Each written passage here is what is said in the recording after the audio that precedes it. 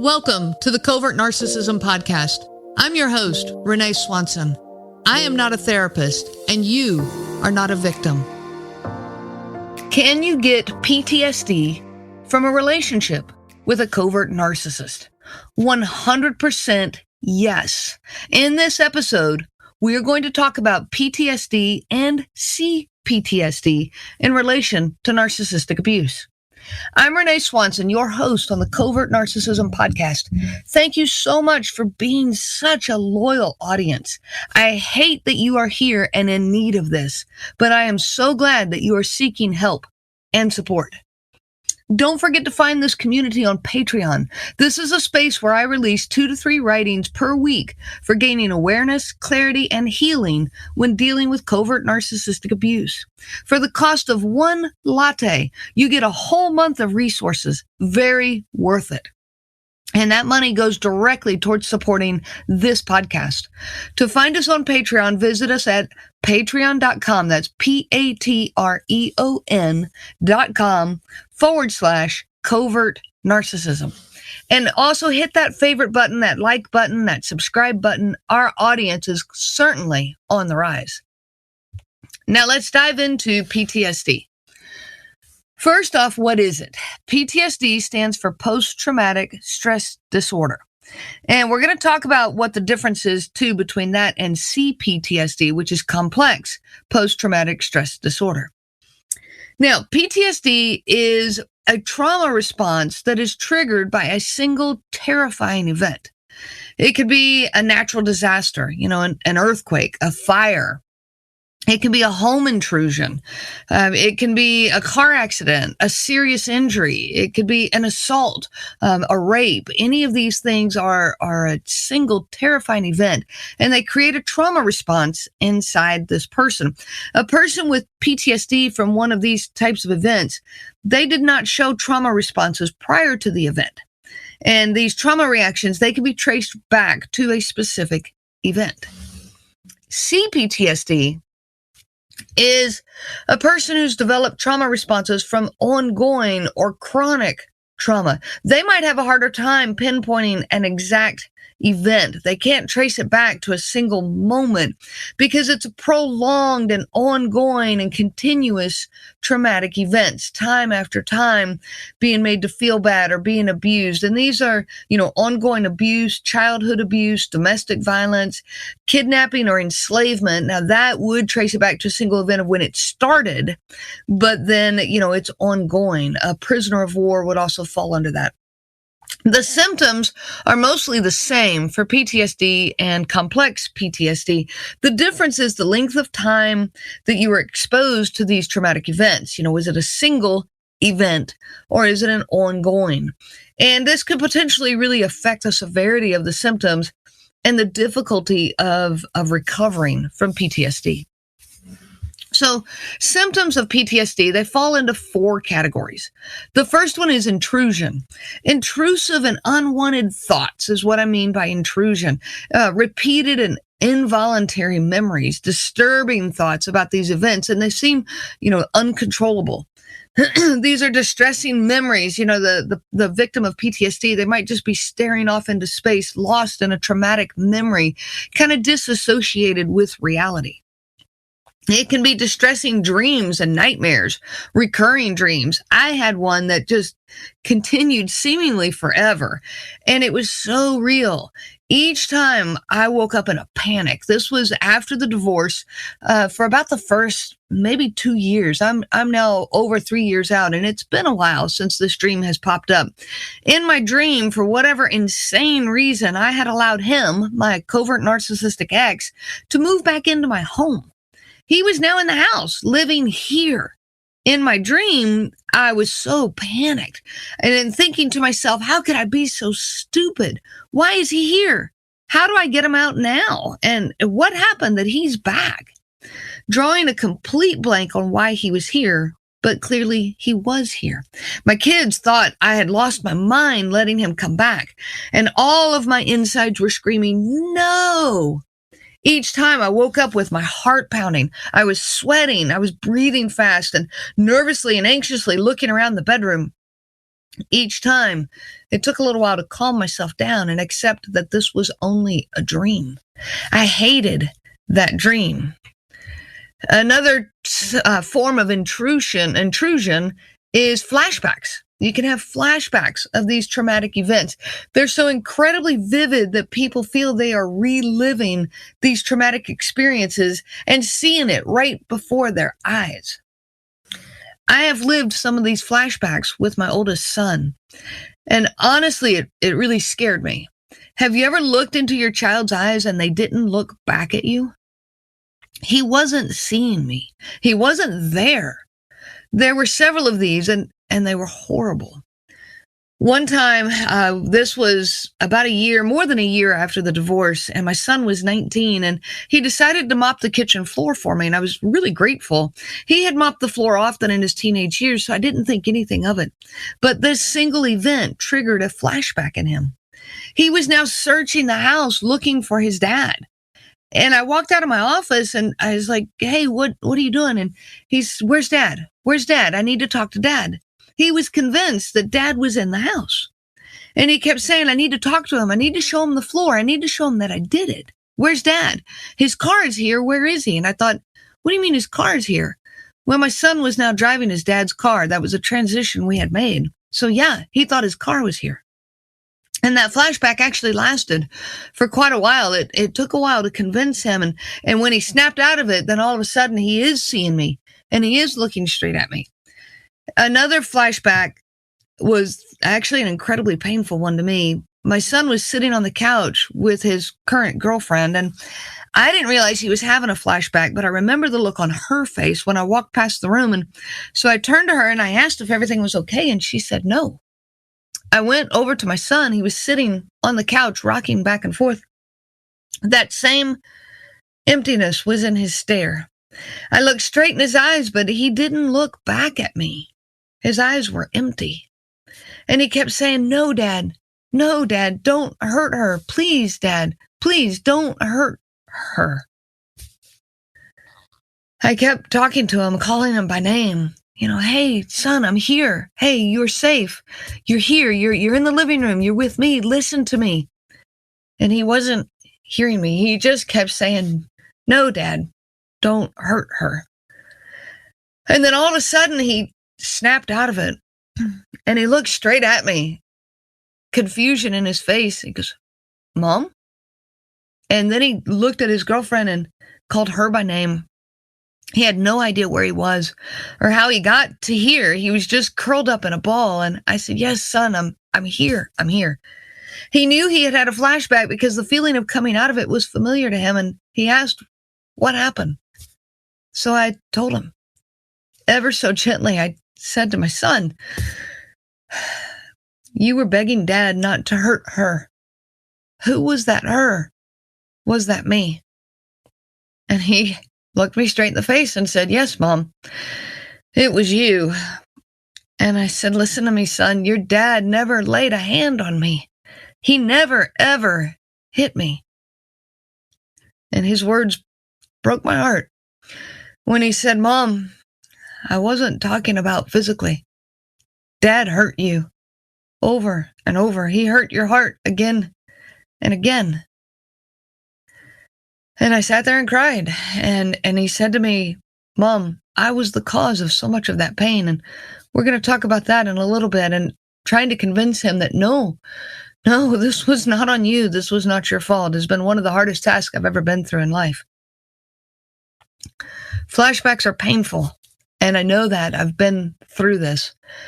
Fortunately, today, that seems to be also something else that is now in our past. And there is healing that happens after narcissistic abuse. Number 2, the symptoms of PTSD is avoidance. Avoiding reminders of the traumatic event. This may include avoiding people, places, activities, objects, situations that trigger these distressing memories. You might avoid talking about these. People resist talking about what happened or how they feel, and they're just resistant to it. I experienced that, avoiding triggers to this when I met someone this was 2 years after my divorce. And it was the first time I considered a romantic interest. And we were at a retreat together, and the way that he talked, though, one time, reminded me of my ex-husband. And it wasn't even a bad trait about my ex. It was just the type of humor he used. And in reality, it just was not a problem. But I recoiled big time. I pulled back. I mean, avoidance kicked in big time. There are many people that he could remind me of, but my ex-husband was simply not one of them. And I didn't think I could look past that. Another way that avoidance comes out is trying to distract ourselves from the memory, staying busy to keep it out of our mind, avoiding other relationships, difficulty in trusting other people, and isolating ourselves, even sabotaging new relationships. The third category that the symptoms of PTSD fall into is alterations in cognition and mood. This has to do more with, your memories and your feelings. It's the inability to remember important aspects, like a selective memory. And we just kind of forget pieces of what all happened. It's the negative thoughts and feelings that lead to the continued and distorted beliefs about oneself. Those beliefs are that I'm not good enough. I will never be good enough, and even that everyone is bad, the world is bad, and it's a hopelessness. It's overwhelming guilt and shame, believing that bad things happen because you actually deserve them. These are all signs of PTSD. My son thought that this was all his fault. He hung on to that for a long time. This was all on him. That is an absolute symptom of PTSD. And it's a distorted thought about the cause of the event. And that's what leads you to wrongly blame yourself, taking all that responsibility on yourself. I did the same thing. I blame myself. How could I expect any differently from him? Another part of this alterations in cognition and mood is the lack of interest in activities and people that you previously enjoyed. Activities that used to bring you happiness.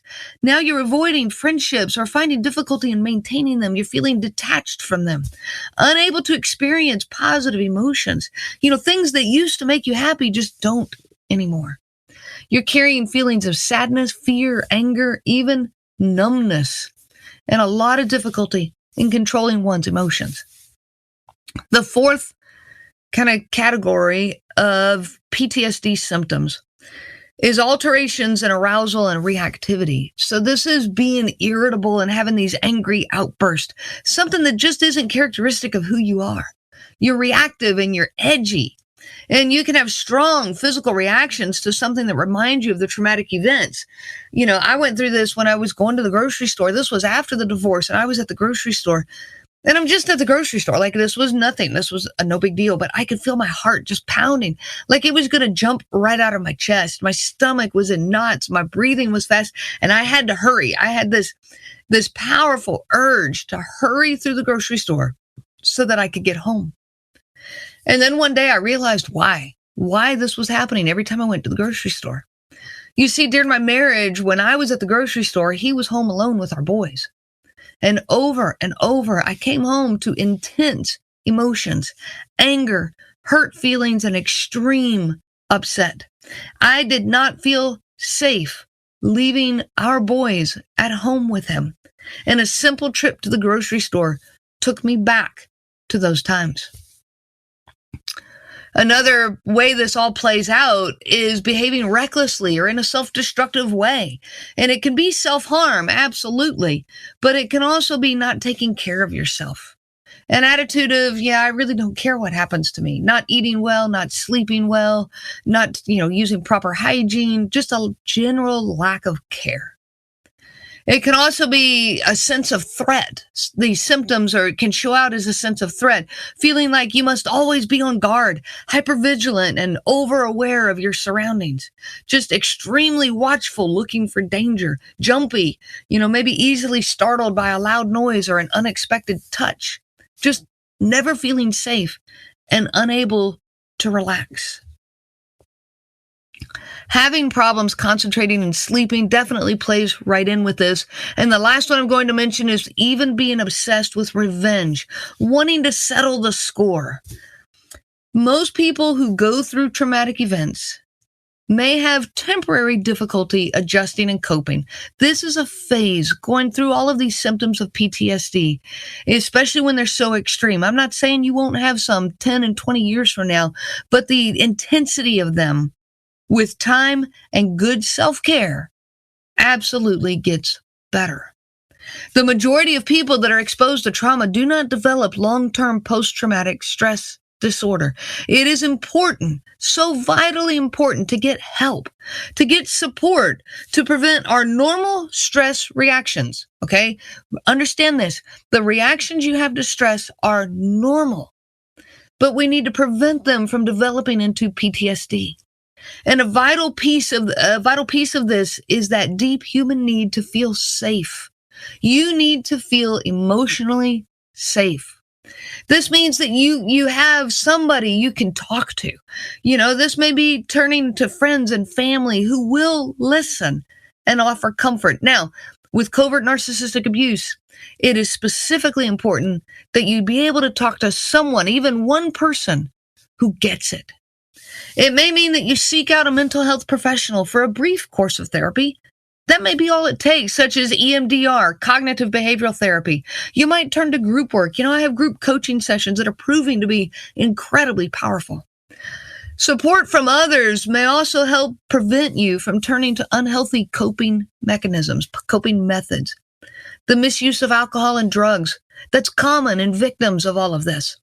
Isolation, it's isolating yourself from the world. Self-harm behaviors, the self-neglect that I already talked about. All of this can be, unhealthy coping methods. But if you get the help and support that you need, you can turn this around. Just talking about things has such a profound impact. I encouraged my boys years ago, and it's the same encouragement I give you today. I told my boys back in their teenage years, they're teenagers, they were resistant to talking to mom. And I said, okay, fine. You don't have to talk to me, but I want you to find one person. Have someone. It can be one of your buddies. I don't care. Someone with whom you can be open and honest. You can be yourself around them, including the ugly sides of what you're going through, the ugly sides of what you're feeling, and that you can be free to tell them what is happening in your world. And I told my boys, look, it doesn't have to be me. I'm your mom. I get that.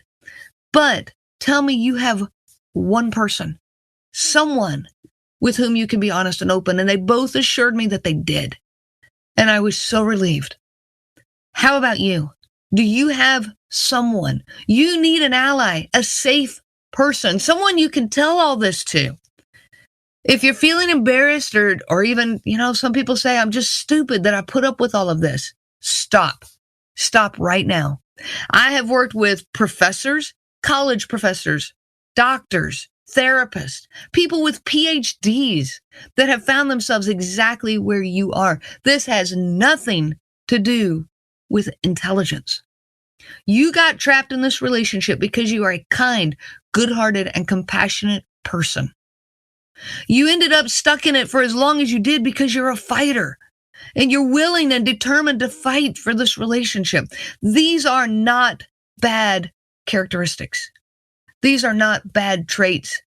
This person took your bad traits and used them against you.